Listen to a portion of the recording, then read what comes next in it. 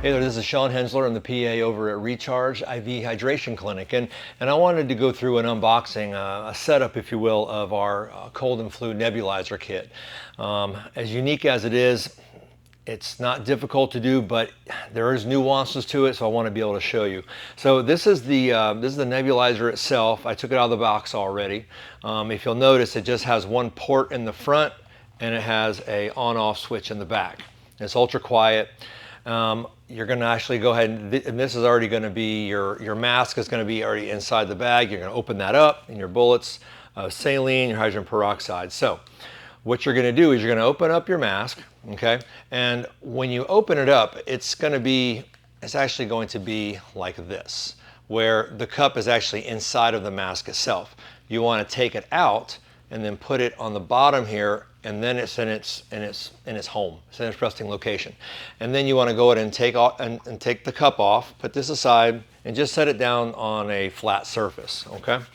So the next thing you would do, you gotta add two things to this. You gotta add hydrogen peroxide, and you gotta add a saline bullet, which is 5 cc's of sterile water, and it's going to be 1 cc of hydrogen peroxide. So you are not to go over that, because it can cause burning of the nose, burning of the eyes a little bit if it goes too high. So we picked a very safe volume. So you're going to go ahead and take the 5 cc's and just go and fill it up just like this. Just squeeze it till it's all gone, and that's done. And then with the hydrogen peroxide, the best way to do it is with these 3 cc syringes that I have. So you'll open this up, and you can just go ahead and put it right in, pull it back, and I would go past one, and then just click it, go ahead and get the air bubbles out, and then pour it, and then push it down until it gets to the 1 mark. So that way you know you're going to have exactly 1 milliliter, and then pour that in there. Okay, and you can actually hold on to these, but you just got to make sure you wash them with warm soap and water and let them dry. And when you let them dry, make sure they're drying separately. Okay, so you'll go ahead and put the top back on this so you can't hit it over. All right, and then what you're going to do is, the easiest way to do this is to go ahead and take, this is the tubing that comes inside the bag with the mask itself. The kit that comes inside of the nebulizer is the kit I do not want you to use.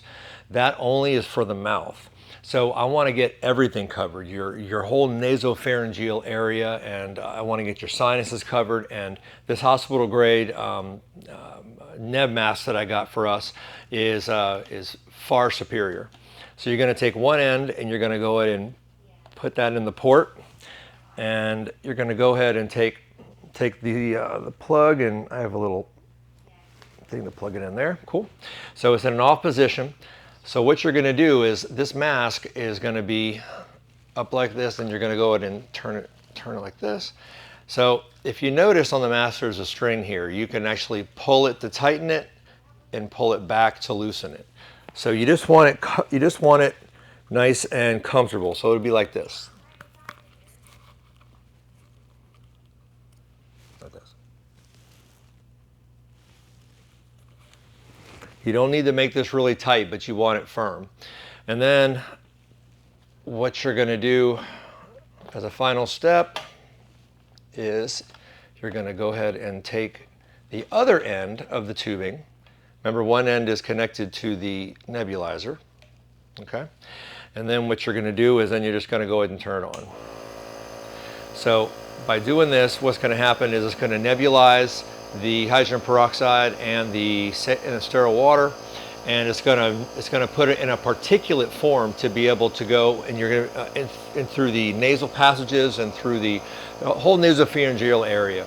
And by doing that, that hydrogen peroxide, that little bit of hydrogen peroxide, will go ahead and destroy bacteria, viruses, mold. It will actually go ahead and clean everything out to a high degree and disinfect it. But we want to be sure that that we're not doing this too often, like daily. You're not supposed to do this daily.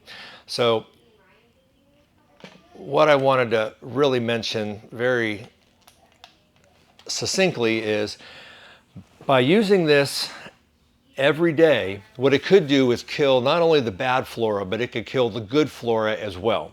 So we don't want to use it so much that we lose the good flora in our nose to be able to fight off infections and such. So what we do is I recommend using this for about 12 to 15 minutes tops each time.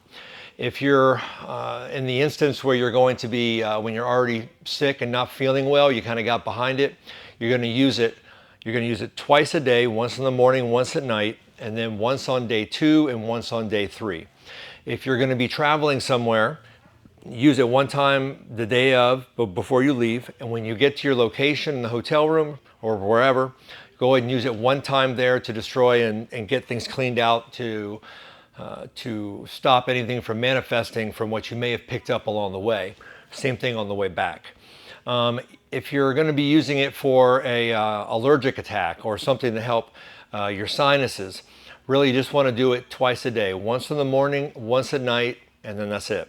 Okay, and if you need to, and if your symptoms are not abating after about 3 days, you can repeat. So this is a fantastic preventative tool to be able to kill off bacteria and viruses and not allow it to invade and manifest. Although it's not a guarantee, it may still happen if you have a really tough bug, but this has been very successful in the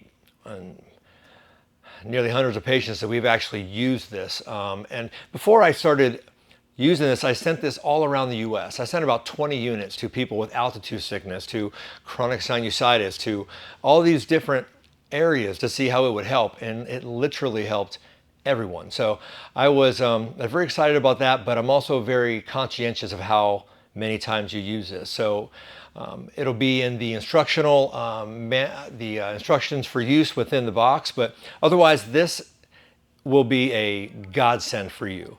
I mean, it's all of us are picking up bacteria all over the place. So by using this preventatively, what happens is you're going to decrease the potential of using antibiotics, thus not having antibiotic resistance, and you're going to help your own system help itself.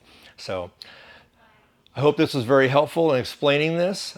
If you have any questions, please reach out, and we would love to help you and help you acquire one of these to help for your house, to help the whole household, and also to educate you on its best use. Thank you.